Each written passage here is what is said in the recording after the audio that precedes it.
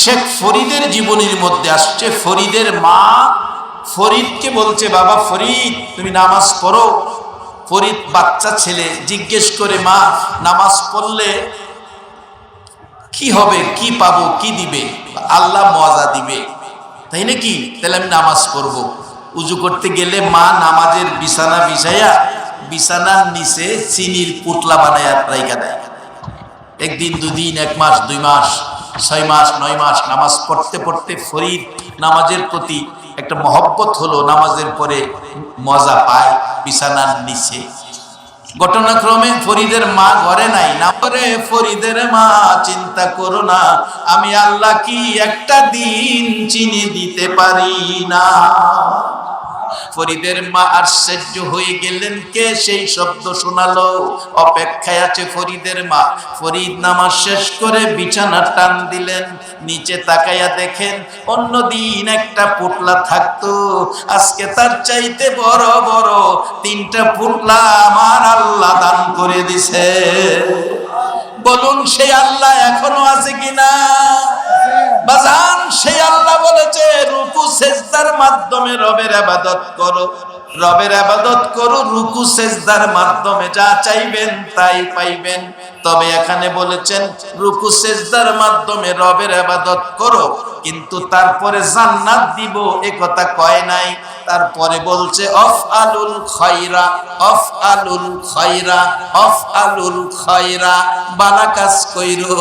রুকু সেজদার মাধ্যমে রবের ইবাদতের নাম নামাজ, নামাজের পরে ভালো কাজ কইরো, ভালো কাজ কইরো।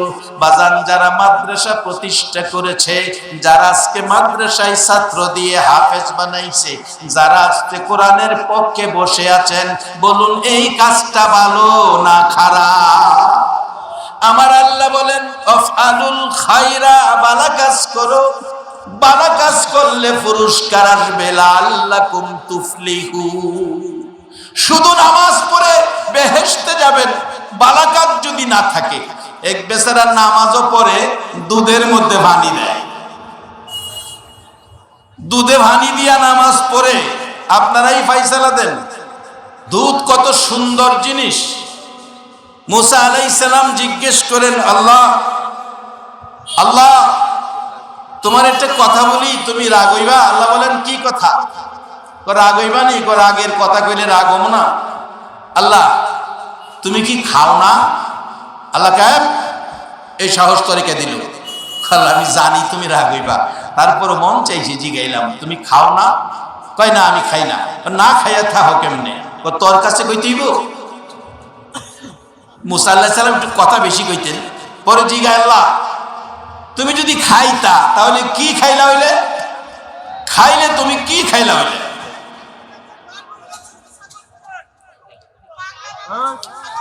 যাক, একজন লোক, এটা কমিটি দেখতেছে। আপনারা কেউ কথা বলেন, আপনারা কেউ কথা বলেন। সবাই যাইতে হবে না, 2 জন গেলেই হবে, সবাই যায় না। আপনাদের কেন? তার পাগলামি সে করতেছে, সে করুক। এতক্ষণ তো আমি দেখতেছি, আমি তো বলি নাই। মা বসেন, আপনারা বসেন। লা ইলাহা ইল্লাল্লাহ, লা ইলাহা ইল্লাল্লাহ, লা ইলাহা ইল্লাল্লাহ, লা ইলাহা ইল্লাল্লাহ। বাজান, মাহফিল কবুল হয়ে গেলে, মাহফিল কবুলের নমুনা হলো এটা। হয়তো কেউ পাগলামি করবে, না হয় মাহফিলে কুকুর ঢুকাইয়া দিবে, না হয় মাহফিলে বিড়াল ঢুকবে। এই 3 নমুনা হলো মাহফিল কবুলের লক্ষণ। এতে বোঝা যায় মাহফিল কবুল হয়ে গেছে। সকলে একবার বলুন আল্লাহু আকবার। কারণ আপনারা মাহফিলে বসে আছেন, আপনাদের একটা চিরশত্রু আছে, হেরে চিনছেন? এর নাম কি? শয়তান। আমরা ভালো কাজ করলে কি হের কাছে ভালো লাগে? ভালো লাগে না। এই শয়তানের কাজ হলো হয়তো কোনো পাগল ঢুকাইয়া দিব, না হয় বিড়াল ঢুকাইয়া দিব, না হয় কুকুর ঢুকাইয়া দিব। এইটা বোঝা গেল মাহফিল কবুলের শর্ত। একবার বলুন আল্লাহু আকবার। বাবার আসুন, আমি শেষ দিকে যাচ্ছি। ভালো কাজ করবেন, ভালো কাজের মধ্যে নামাজের পর দুধে যদি পানি দেন কাজটা কি ভালো না খারাপ? আরেক বেচারা 5 ওয়াক্ত নামাজ পড়ে তাহাজ্জুদ পড়ে 7 বার হজ করছে, এবারও হজে যাইবার নিয়ত, মসজিদে বসে দোয়া চাই, দোয়া কইরে এবার হজে যাবো, 7 বার গেছি এবার 8 বার। পার্শ্ববর্তী বাড়ির একজনে কয় হেল লেগে দোয়া করেন না, দোয়া করলে কোনো লাভ হবে না, কারণ এর ছোট ভাই বোনেদের সম্পদ যা ছিল এর নিজের নামে সব লেখা লাইছে। নিজের ভাই বোনেদের হক মাইরা মক্কা মদিনায় হজ কইরা জান্নাতে যাওয়া সম্ভব হবে না। দুধে পানি দিয়া নামাজ পড়া বেহেশতে যাওয়া যাবে না। আল্লাহ বলছে নামাজের সাথে ভালো কাজ করতে হবে। আফআলুল খায়রা, যদি ভালো কাজ করতে পারেন লাআল্লাকুম তুফলিহুন, তাহলে আপনি সফল কাম। বাজান, সকল ভালো কাজের মধ্যে শ্রেষ্ঠ ভালো কাজ হবে মা বাবার খেদমত করা। মা বাবার খেদমত, বর্তমান সময়ে মা বাবার খেদমতের বেলায় ত্রুটি, এটাই হবে আমার শেষ কথা। আজকে যদি কোরআন পাশে থাকতো মা বাবা খেদমত পাইতো, আজকে যদি নবীর সুন্নাহ কাছে থাকতো মা বাবা খেদমত পাইতো। বাজান, বাস্তবে আসুন, কিছুদিন আগের ঘটনা বাজান, বরিশালের কাছাকাছি আপনার সাতক্ষীরার কাছে একটা জায়গার নাম আছে বাগেরহাট, খুলনার পাশাপাশি বাগেরহাটে একটা ছেলে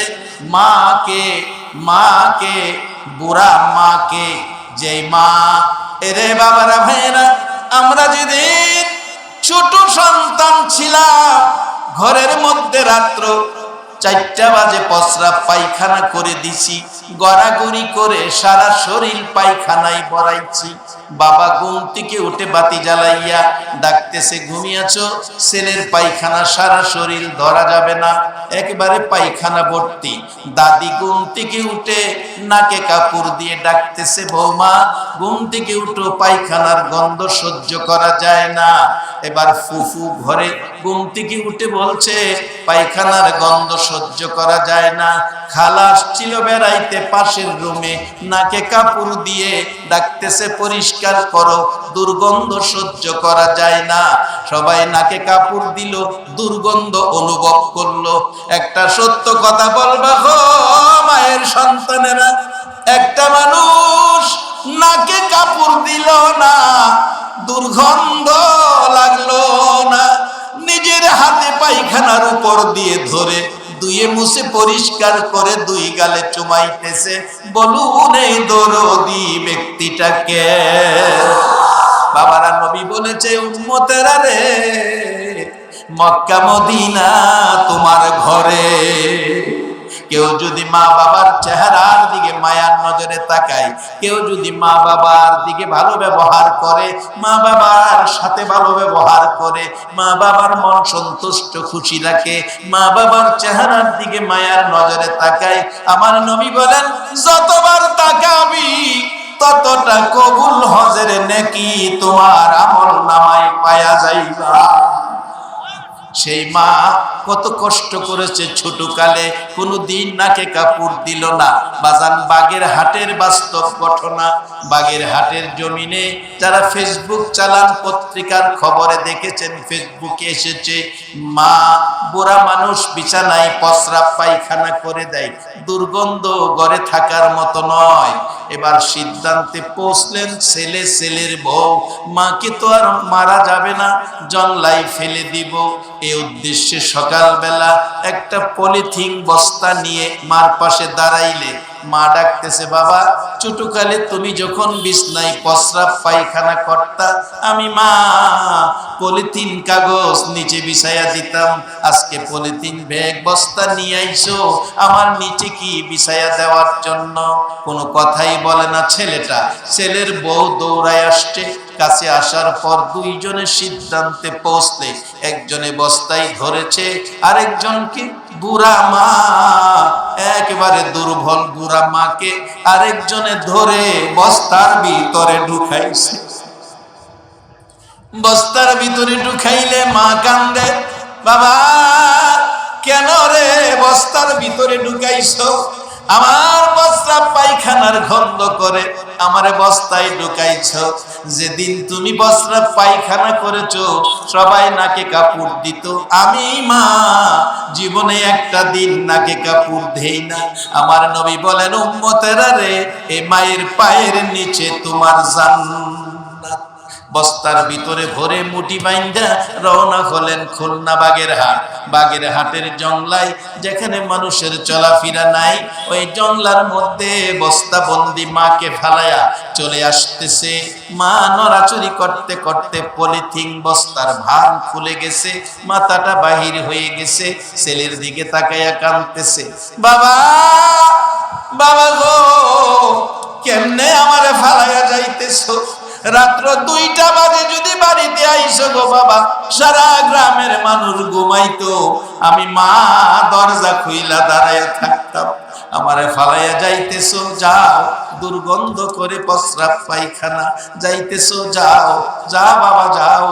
কি বলবো আল্লাহ রে, আমার ছেলেটা আমারে ফালাইয়া যাইতেছে। আল্লাহ আমি দোয়া করি মা হইয়া তুমি মার দোয়া কবুল কইরো, আমার বাবারে সহি সালামতে বাড়ি পৌঁছাইয়া দিও। ছেলে মাকে ভুলে যাই গো, মা ছেলেকে ভুলে না, এমন দরদি মারে আর ব্যথা দিও না। বাজান ইবাদত করে জান্নাতে যাওয়া যাবে না, কত ইবাদতকারী জাহান্নামী হবে। কোরআন বলেছে আমিলাতুন নাসিবাতুন তাসলা নারান হামিয়া। বাজান জান্নাতে যাইতে হলে ইবাদতের সাথে থাকতে হবে ভালো কাজ। সর্বোত্তম ভালো কাজ হলো মা বাবার খেদমত। আল্লাহ বলেছেন ওয়াকাদা রাব্বুকা আল্লা তা'বুদু ইল্লা ইয়্যা ওয়া বিল ওয়ালিদাইনি ইহসানা। ইবাদত করো আল্লাহর, খেদমত করো তোমার মা বাবার। বাজান এই শিক্ষার ট্রেনিং এর সেন্টারটার নাম হলো মাদ্রাসা। এই শিক্ষার এই ট্রেনিং এর ঘরটা হলো মাদ্রাসা। কোরআন সুন্নাহ মোতাবেক এই ট্রেনিং দিবে মা বাবা, কত গুরুত্বপূর্ণ সম্পদ। আল্লাহ আমাদেরকে মাদ্রাসার পক্ষে কবুল করুক, একটা ছেলে আলেম বানাক, একটা ছেলে হাফেজ বানাক, এই তৌফিক ঘরে ঘরে আল্লাহ দান করো। সকালে বলুন আমিন।